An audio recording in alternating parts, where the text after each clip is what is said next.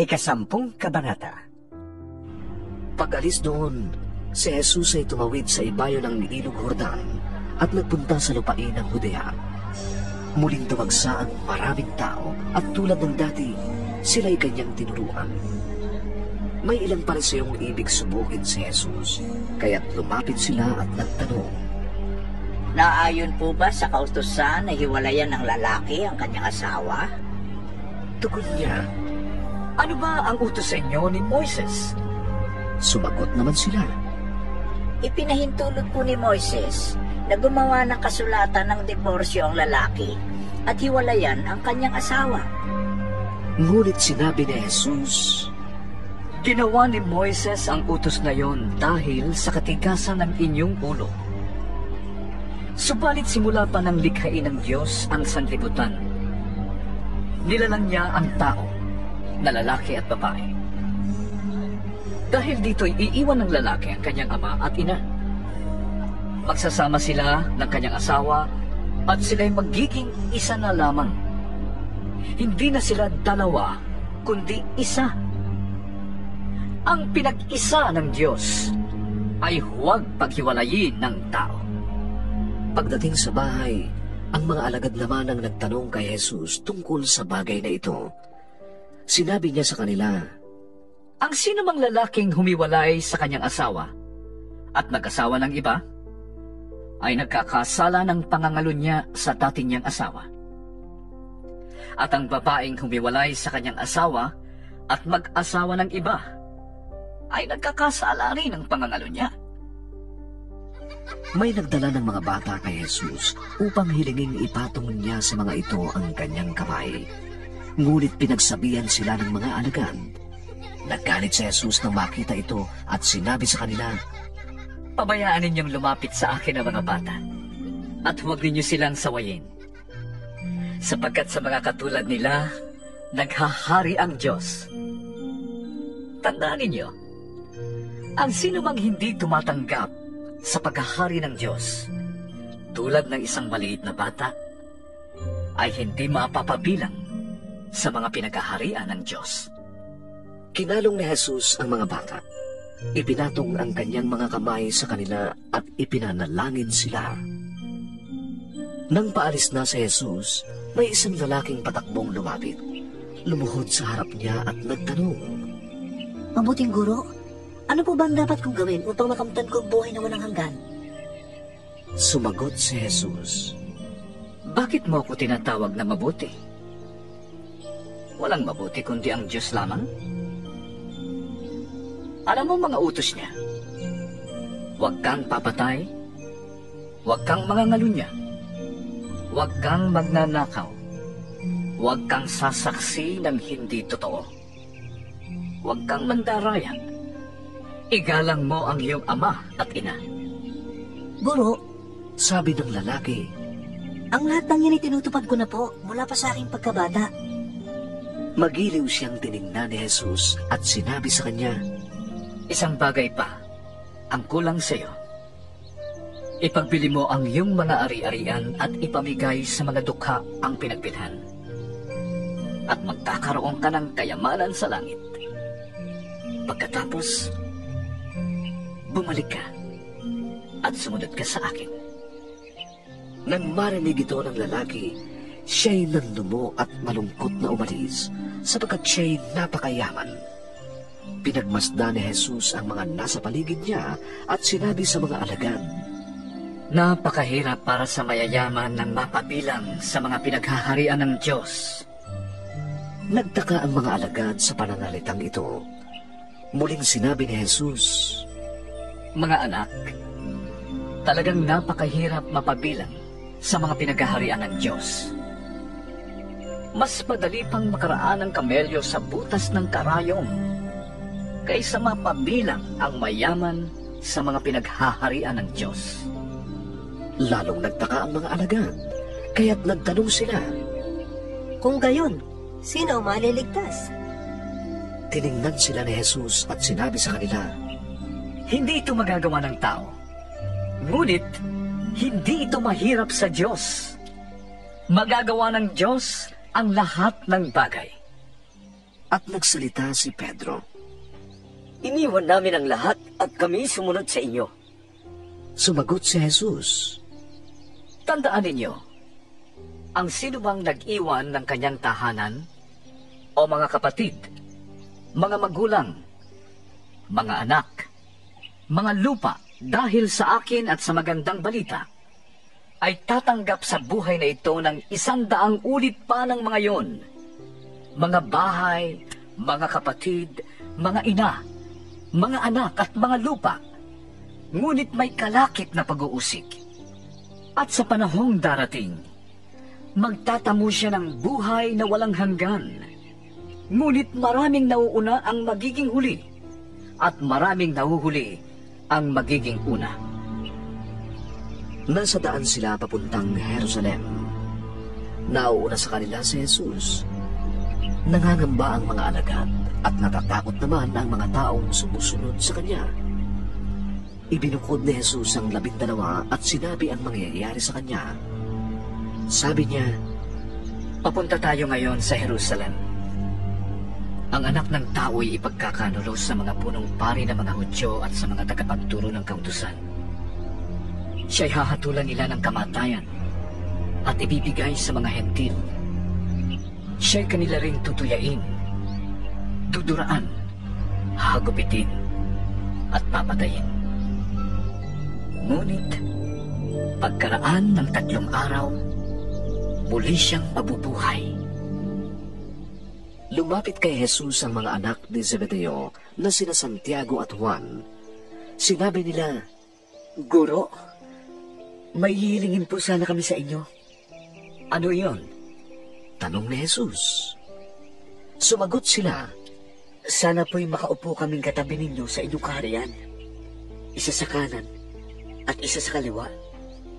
Hindi ninyo nalalaman ang inyong hinihingi. sabi ni Jesus sa kanila. Matitiis ba ninyo ang hirap na titiisin ko? Makakaya ba ninyo ang bautismong ibabautismo sa akin? Opo. Tugon nila. Sinabi ni Jesus, Titiisin nga ninyo ang hirap na titiisin ko. At babautismuhan nga kayo sa bautismong tatanggapin ko. Ngunit hindi ako ang magpapasya kung sino ang mauupo sa aking kanan at sa aking kaliwa. Ang mga karangalang yan ay para sa mga pinaglaanan. nang marinig ito ng 10 alagad, nagalit sila sa magkapatid. Kaya't pinalapit sila ni Jesus at sinabi, Alam ninyo na ang mga itinuturing na pinuno ng mga hentil ay siyang naghahari-harian sa kanila, at ang mga dinadakila ay siyang nasusunod. Ngunit hindi ganyan ang dapat umiral sa inyo. Sa halip, ang sino man sa inyo na ibig maging dakila ay dapat maging lingkod. At ang sino mang ibig maging pinuno ay dapat maging alipin ng lahat. Sapagkat ang anak ng tao ay naparito hindi upang paglingkuran kundi upang maglingkod at mag-alay ng kanyang buhay para sa ikatutubos ng marami. Dumating sina Jesus sa Jericho. Nang papaalis na siya sa Jericho kasama ang kanyang mga alagad at marami pang iba, may nadaanan silang isang bulag na nakaupo sa tabi ng daan at namamalimos. Siya ay si Bartimeyong anak ni Timeo. Nang marinig ng bulag na ang nagdaraan ay si Jesus na taga Nazaret, sumigaw siya, Jesus, anak ni David, mahabag po kayo sa akin. Pinagsabihan siya ng mga taong naroroon upang tumahimik, ngunit lalo pa siyang nagsisigaw. Anak ni David, mahabag po kayo sa akin. Tumigil si Jesus at kanyang sinabi, Tawagin ninyo siya. at tinawag na nila ang bulag. Lakasan mo ang iyong loob. Sabi nila, Tumindig ka. Ipinatatawag ka niya. inihagis niya ang kanyang balabal. Paluksong tumayo at lumapit kay Jesus. Ano ang ibig mong gawin ko sa'yo? Tanong sa kanya ni Jesus. Sumagot ang bulag.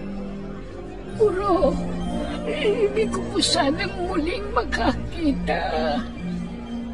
Sinabi ni Jesus, Umayo ka. Magaling ka na dahil sa iyong pananampalataya.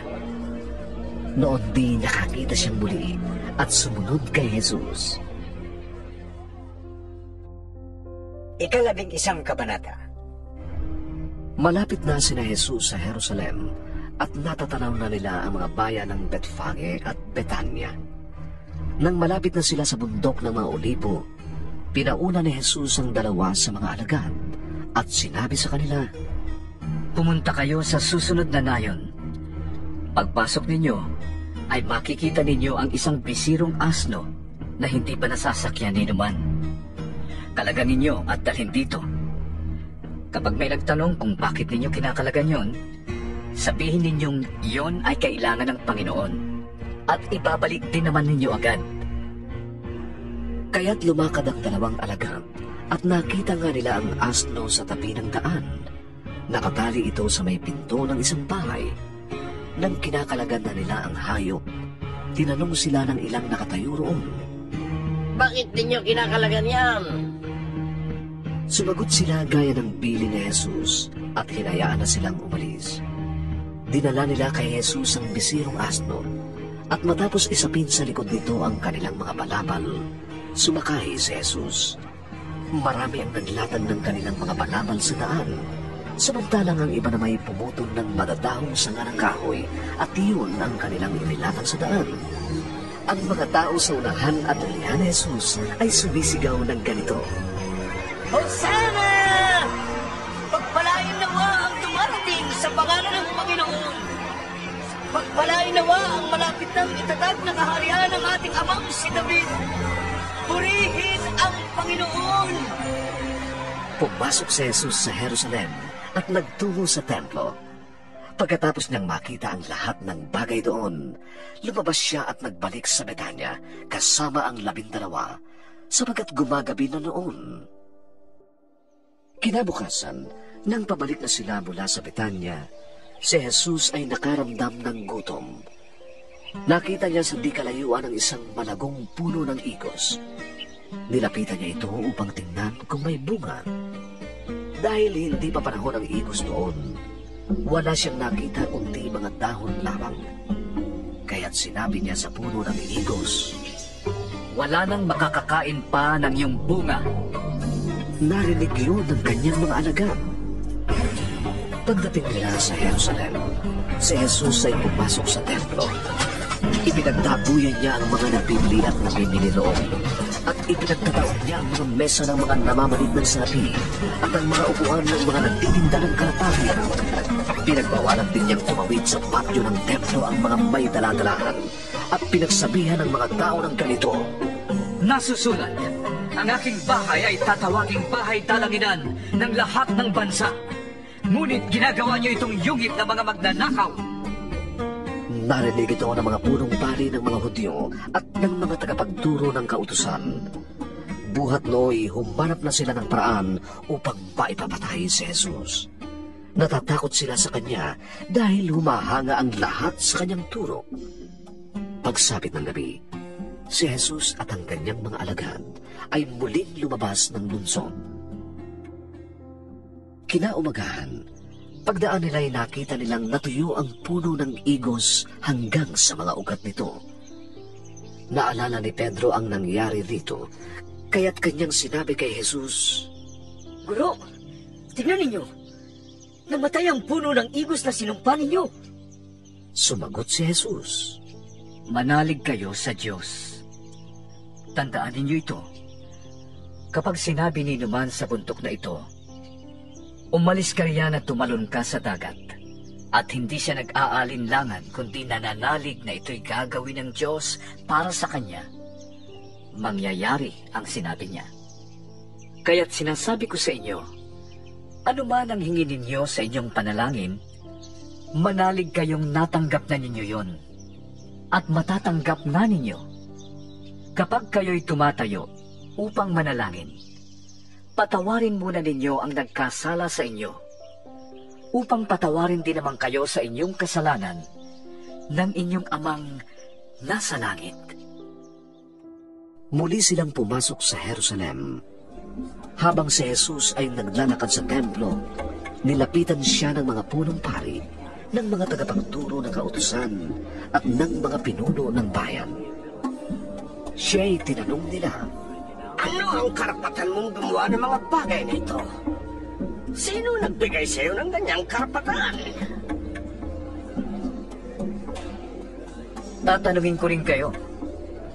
Kapag sinagot ninyo ko, sasabihin ko rin sa inyo kung ano ang karapatan kong gumawa ng mga bagay na ito. Kanino nagmula ang karapatan ni Juan na magbautismo? Sa Diyos ba? O sa mga tao? at sila'y nag-usap-usap. Kung sasabihin natin mula sa Diyos, itatanong naman niya sa atin kung bakit hindi natin pinaniwalaan si Juan. Ngunit kung sasabihin naman natin mula sa tao, baka kung ano naman ang gawin sa atin ng mga tao. Nangangamba sila dahil naniniwala ang marami na si Juan ay isang propeta. Kaya't ganito na lamang ang kanilang sagot. Hindi namin alam. Sinabi naman ni Jesus sa kanila, Kung gayon, hindi ko rin sasabihin sa inyo kung saan galing ang karapatang kong gumawa ng mga ginagawa ko. 12 kabanata. Nagpatuloy si Jesus ng pagsasalita, ngunit sa pamamagitan na ng mga talinghaga. Sinabi niya, May isang taong nagtanim ng ubas sa kanyang bukid. Pinabakuran niya ang ubasan. Nagpahukay siya ng pisaan ng ubas at nagpatayo ng isang mataas na bantayan. Pagkatapos, iniwan niya ang ubasan sa mga kasama at siya'y nagpunta sa ibang lupain. Nang dumating ang panahon ng pagpitas ng ubas, pinapunta niya ang isa niyang utusan upang kunin sa mga kasama ang kanyang kaparte.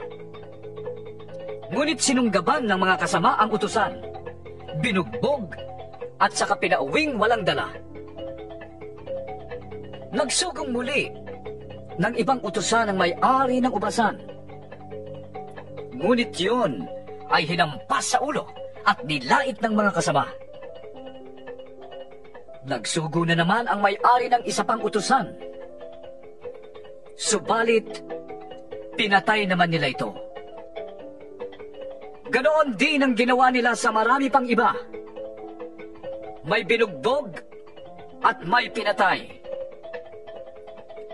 Sa wakas, iisa na lang ang natitirang maaaring papuntahin ng may-ari ng ubasan, ang kanyang minamahal na anak. At pinapunta nga niya ito. Sinabi niya sa sarili, igagalang nila ang aking anak. Ngunit nag-usap-usap ang mga kasama. Ito ang tagapagmana. Hali kayo, patayin natin siya at nang mapasa atin ang kanyang mamanahin. Kanilangang sinunggaban ang anak ng may-ari ng ubasan, pinatay at pagkatapos ay itinapon sa labas ng ubasan. Ano ngayon ang gagawin ng may-ari ng ubasan? Pupuntahan niya at papatayin ang mga kasamang yun, at ang ubasan ay ibibigay niya sa iba.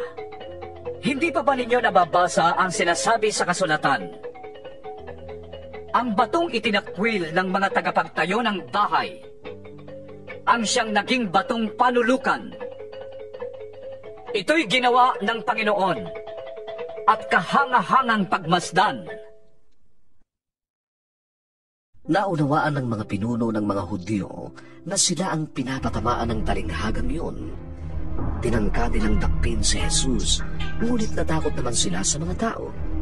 Kaya hindi na nila itinuloy ang kanilang balak at sila'y umalis na. Ilang pariseo at ilang kampo ni Herodes ang pinapunta kay Jesus upang siluin siya sa kanyang pananalita. Kaya lumapit sila sa kanya at sinabi, Guro, nalalaman po namin kayo'y tapat at walang kinikilingan. Pantay-pantay ang pagtingin ninyo sa lahat ng tao at itinuturo ninyo ang tunay na kalooban ng Diyos para sa tao.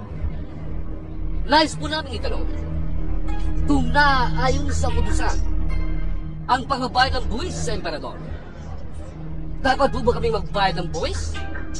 O hindi? Alam ni Jesus na sila'y nagkukunwari lamang. Kaya sinabi niya sa kanila, Bakit ba ninyo ako sinusubok? Bigyan ninyo ako ng isang salaping pilak at nang makita ko. at binigyan nga nila si Jesus ng salaping pilak. Kaninong larawan at pangalan ang nakatatak dito? Tanong ni Jesus. Sa emperador po! Tugon nila. Sinabi ni Jesus, Ibigay ninyo sa emperador ang para sa emperador, at sa Diyos ang para sa Diyos. at sila'y labis na namangha sa kanyang sagot. May ilang Saduseyo na lumapit kay Jesus. Ang mga ito ay nagtuturo na hindi muling mabubuhay ang mga patay. Sinabi nila, Guro, isinulat po ni Moises para sa atin, kung mamatay ang isang lalaki at maiwang walang anak ang kanyang asawa, ang balo ay dapat pakasalan ng kapatid ng namatay upang magkaanak sila para sa namatay. Meron pong 7 magkakapatid na lalaki. Nag-asawa ang panganay, subalit siya namatay na walang anak. Nagpakasal sa balo ang pangalawang kapatid, subalit namatay rin walang anak. Ganon din ang nangyari sa pangatlo at sa mga sumusunod pa. Isa-isang napangasawa ng babae ang 7 magkakapatid at silang lahat ay namatay na walang anak. Sa kahuli-huli ay ang babae naman ang namatay.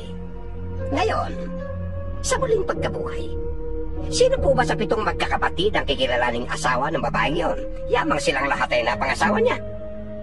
sumagot si Jesus, Maling-mali ang paniniwala ninyo dahil hindi ninyo nalalaman ang mga kasulatan ni ang kapangyarihan ng Diyos.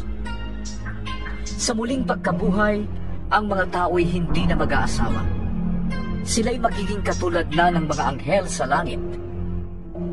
Tungkol naman sa muling pagkabuhay, hindi ba ninyo nabasa sa aklat ni Moises sa kasaysayan ng nagliliyab na mababang puno ang sinabi ng Diyos sa kanya?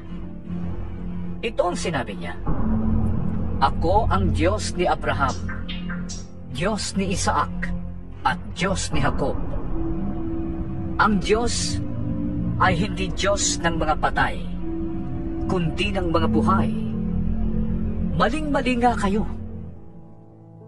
ang kanilang pagtatalo ay narinig ng isa sa mga tagapagturo ng kautusan na naroon. Nakita niyang mahusay ang pagkasagot ni Jesus sa mga Saduseyo, kaya siya naman ang lumapit upang magtanong. Alin po ba ang pinakamahalagang utos? Sumagot si Jesus, Ito ang pinakamahalagang utos. Pakinggan mo, Israel. Ang Panginoon nating Diyos ay siyang tanging Panginoon. Ibigin mo ang Panginoon mong Diyos ng buong puso, buong kaluluwa, buong pag-iisip at buong lakas. Ito naman ang pangalawa. Ibigin mo ang iyong kapwa na gaya ng pag-ibig mo sa iyong sarili. Wala nang ibang utos na hihigit pa sa mga ito. Tama po, Guro. wika ng tagapagturo ng kautusan. Totoo sinabi ninyo. Iisa nga ang Diyos at wala nang iba liban sa Kanya. At higit na mahalaga ang umibig sa Kanya ng buong puso, buong pag-iisip at buong lakas, at ang umibig sa kapwa gaya ng pag-ibig sa sarili kaysa magdala ng lahat ng handog na susunugin at iba pang mga alay. Nakita ni Jesus na magaling siyang sumagot, kaya't sinabi niya, Hindi ka nalalayo sa kaharian ng Diyos. at mula noon ay wala nang nangahas na magtanong kay Jesus. Habang si Jesus ay nagtuturo sa templo, sinabi niya, Paanong masasabi ng mga tagapagturo ng kautusan na ang Mesyas ay anak ni David? Si David na rin ang nagpahayag ng ganito nang siya'y gabayan ng Espiritu Santo. Sinabi ng Panginoon sa aking Panginoon, Maupo ka sa aking kanan, hanggang lubusan kong mapasuko sa iyo ang mga kaaway mo. Si David na rin ang tumawag sa kanya ng Panginoon. Paano siya magiging anak ni David? At ang napakaraming tao ay nalulugod na nakikinig sa kanya. Sa kanyang pagtuturo, sinabi ni Jesus, Mag-ingat kayo sa mga tagapagturo ng kautusan na mahilig magpalakad-lakad na suot ang kanilang mahahabang kasuotan at natutuwang pagpugayan sa mga plaza. Ang ibig nila'y ang mga natatanging upuan sa mga sinagoga at ang mga upuang pandangal sa mga handaan. Inuubos nila ang kabuhayan ng mga byuda at nagkukunwari pang banal sa pamamagitan ng kanilang mahahabang pagdarasal. Mas mabigat ang parusang matatanggap nila. naupo si Jesus sa tapat ng hulugan ng mga kaloob doon sa templo at pinagmasdan ng mga naguhulog ng salapi. Maraming mayayaman ang naguhulog ng malalaking halaga. Lumapit naman ang isang dukhang byuda at naghulog ng 2 kusing. Tinawag ni Jesus ang kanyang mga alagad at sinabi sa kanila, Sinasabi ko sa inyo, ang dukhang byudang yon ay naghulog ng higit kaysa sa inihulog nilang lahat, sapagkat ang lahat ay nagkaloob ng bahagi lamang ng hindi na nila kailangan. Ngunit ang ibinigay ng dukhang byudang yon ay ang buo niyang ikabubuhay.